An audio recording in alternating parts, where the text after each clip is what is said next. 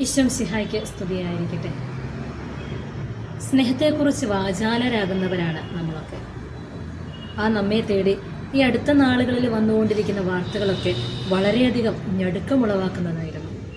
മക്കൾ മാതാപിതാക്കളെ കൊല്ലുന്നു, മാതാപിതാക്കൾ മക്കളെ ഉപേക്ഷിക്കുന്നു, സഹോദരങ്ങൾക്കിടയിലും സൗഹൃദങ്ങൾക്കിടയിലും വഴക്കുകൾ രൂപപ്പെടുന്നു, പ്രണയം നഷ്ടപ്പെടുന്നിടത്ത് വൈരാഗ്യങ്ങൾ ഉടലെടുക്കുന്നു.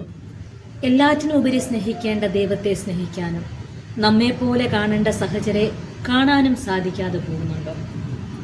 ധന്യൻ ജോസഫ് ഇദ്ദേഹത്തിൽ പിതാവ് സ്നേഹത്തെക്കുറിച്ച് പറഞ്ഞു വെക്കുന്നുണ്ട്.